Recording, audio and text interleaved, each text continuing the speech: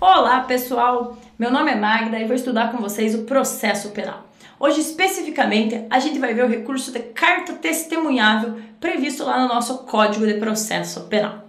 Vamos lá então? A carta testemunhável ela está prevista no artigo 639 do Código de Processo Penal. E para que serve essa carta testemunhável? A carta testemunhável ela vai ser cabível da decisão que denegar o recurso, ou seja, negar seguimento ao meu recurso, ou da decisão que admita o meu recurso, não encaminhe ele para o tribunal, ficar obstando seguimento desse meu recurso para o tribunal. Então, quando em primeira instância eu apresento um recurso, se o juiz negar seguimento a esse meu recurso, seja por qualquer motivo, porque eu não preenchi um dos pressupostos de admissibilidade, por exemplo, eu posso me valer da carta testemunhável para que esse recurso seja recebido e encaminhado para o tribunal. Então, a carta testemunhável ela tem como finalidade forçar esse encaminhamento do meu recurso anterior para o tribunal, para que o tribunal faça essa análise. Mas como que eu vou saber de qual recurso que cabe essa carta testemunhável e quando que não cabe? Muita atenção que a carta testemunhável ela tem uma aplicação residual. Como assim residual, Magda? Ora, quando por acaso eu já tiver um outro recurso específico, eu uso aquele recurso e afasto o uso da carta testemunhável. Se por acaso eu não tenho recurso, então é o caso de carta testemunhável. Para facilitar para vocês, os únicos dois recursos que eu não tenho um outro recurso previsto é o recurso em sentido estrito ou ainda o agravo em execução. Então, quando eu interponho um recurso em sentido estrito ou um agravo em execução perante o juiz de primeira instância, ou o juiz da execução, e esse juiz nega seguimento ao meu recurso, por qualquer motivo que seja, para atacar essa decisão que nega seguimento ao recurso, eu me utilizo da carta testemunhável. Vejam que a carta testemunhável ela vai ter a única finalidade de demonstrar que o meu recurso merece ser recebido e encaminhado para o tribunal. Eu não ataco a decisão anterior através da carta testemunhável, somente essa decisão que negou seguimento ao meu recurso. Então, a carta testemunhável ela vai ter a finalidade de encaminhar o meu recurso em sentido estrito ou o meu agravo em execução para o tribunal. Por que só esses dois recursos aqui?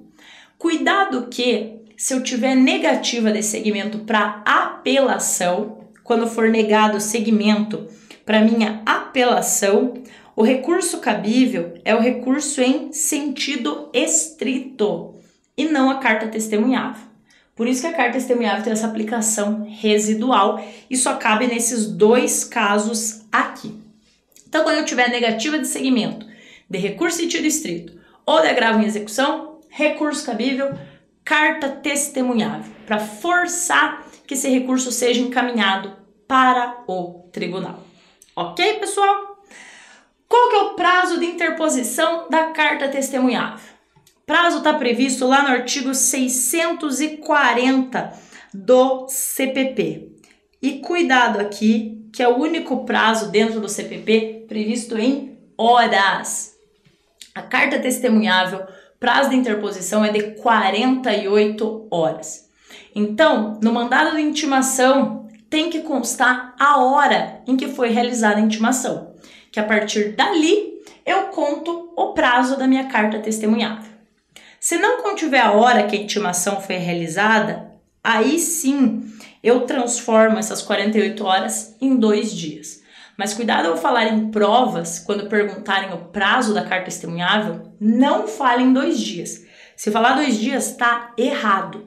Tem que falar que o prazo é de 48 horas, ok? E como que funciona o procedimento da carta testemunhável?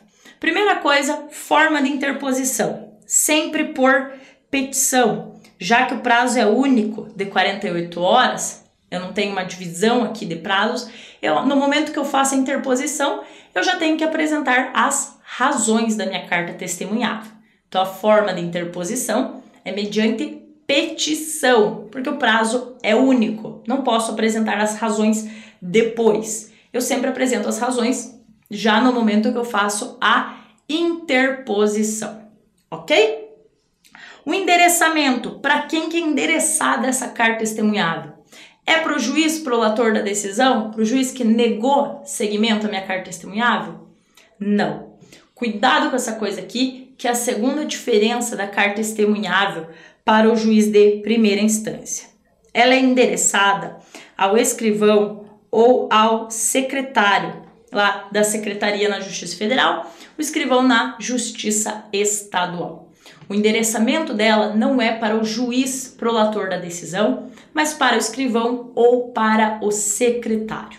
Todos os demais recursos são endereçados para o juiz. A carta testemunhável, não. Ela é endereçada para o escrivão ou para o secretário, ok? De quem é a competência para julgamento dessa carta testemunhável? Quem que vai julgar minha carta testemunhável? O tribunal. Carta testemunhável, ela vai ser encaminhada para o tribunal e, segundo o artigo 645 do CPP, ela segue o trâmite do recurso que eu estou querendo que seja recebido. Se eu estou querendo que seja recebido um recurso em sentido estrito, ela segue o trâmite do recurso em sentido estrito. Se eu estou querendo que seja recebido uma agravo em execução, ela segue o trâmite do agravo em execução. Mas a carta testemunhável, então, ela vai ser julgada pelo tribunal, por um órgão colegiado. E se de repente o tribunal entender que o recurso, que a carta testemunhável, ela já está instruída de forma suficiente, além de julgar a carta testemunhável, ele já pode julgar o recurso anterior, recurso em sentido estrito ou agravo em execução. Não há necessidade de devolver para o juiz de primeira instância, para daí ele mandar de novo. Se a carta testemunhável ela já estiver bem instruída, o próprio tribunal, ao julgar a carta, já pode julgar o recurso anterior, ok? E para fechar, quais são os efeitos dessa carta testemunhável aqui? O primeiro deles, efeito devolutivo. Eu estou devolvendo a matéria para reanálise para um tribunal, para um órgão jurisdicional de hierarquia superior. Falando, olha, tribunal, juiz de primeira instância não recebeu o meu recurso, mas eu preenchi todos os pressupostos de admissibilidade. Ele deveria ter sido recebido. Então, eu devolvo essa matéria para reanálise. Aí a pergunta é, tem efeito suspensivo na carta testemunhável? Artigo 646 do CPP vai dizer que não. Não tenho efeito suspensivo na carta testemunhável. Então, o único efeito que pode ser verificado aqui é o efeito devolutivo, já que eu estou devolvendo para reanálise. Já que o artigo 646 diz que eu não terei efeito suspensivo na minha carta testemunhável.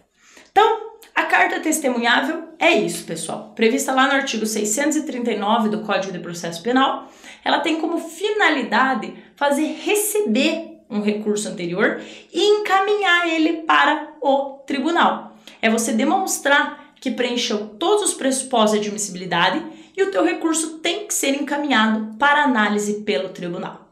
Só lembre que ela tem aplicação residual. E se eu já tiver um outro recurso para o caso, como é no caso da apelação, eu afasto a carta testemunhável e uso o recurso específico. Então, a carta testemunhável acaba sendo cabível somente no caso de negativa de recurso em sentido estrito e agravo em execução. Ok? Por hoje é só. Tenham bons estudos!